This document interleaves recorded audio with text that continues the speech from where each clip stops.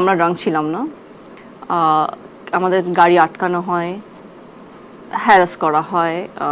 যেটা হয় যে গাড়ি যখন ফার্স্টে যখন আটকায়, আমাদের তো কাগজও সব ঠিক ছিল, গাড়ি তারা চেক করেছে, গাড়িতে কিছু ছিল না। তারপরেও তারা ইনায় বিনায় ইনায় বিনায় ইনায় বিনায় অনেক কথা বলছিল, দাঁড় করে রাখছিল। তারা কি চাচ্ছিল জানি না, কিন্তু আমি একটু জোরে বলেছিলাম যে, আমার ফ্রেন্ডকে বলেছিলাম যে 1 টাকা দিবি না।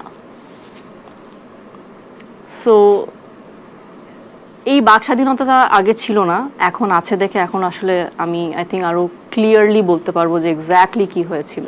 উই অল নো যে আমাদের বাংলাদেশ পুলিশ কতটা করাপ্টেড ছিল এবং কি পরিমাণের আসলে ঘুষ, চাঁদাবাজি জিনিসগুলা চলতো। এবং আই ডোন্ট থিঙ্ক আমি একা পুলিশ হ্যারাসমেন্টের ভিকটিম। আই থিঙ্ক আমাদের দেশে অনেক মানুষ এইভাবে রাতের বেলা বা দিনের বেলাতেও পুলিশের দ্বারা হ্যারাস হয়েছে। সো এরকম একটা হ্যারাসমেন্টেরই গল্প ঘটেছিল ওই রাতে, যে আমাদের গাড়ি আটকানো হয়েছিল, পেপারস চেক করেছে, গাড়ি চেক করেছে, কোনোখানেই কোনো প্রবলেম ছিল না। আর যদি থাকতো তাহলে কেস দিয়ে দেন। কেসও তো দেয়নি। যদি কাগজে প্রবলেম হয় বা গাড়িতে কিছু থাকে বা আমরা ড্রাঙ্ক, আমাদেরকে কেস দিয়ে দেন বা আমাদেরকে তখনই ধরে নিয়ে যান থানায়, জেলে ঢুকিয়ে দেন, রাইট?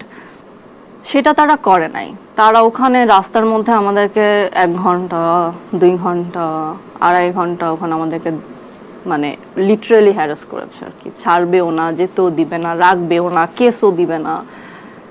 কতক্ষণ কি বলছিল, মানে কি তাদের চাওয়াটা কি আপনি বুঝতে পারেন? টাকা পয়সা নাকি? ডেফিনেটলি টাকা।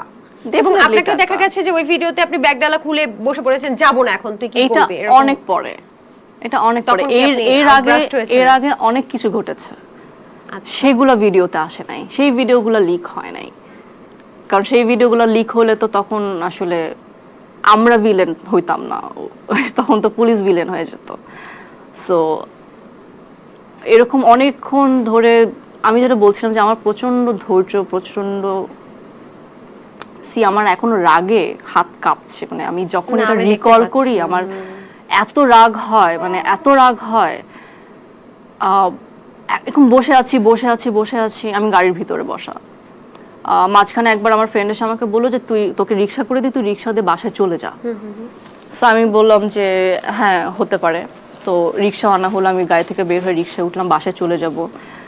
বলা হলো না, বাসায় উনি যেতে পারবে না, ওনাকেও থাকতে হবে, উনিও এটাতে ইনভলভ।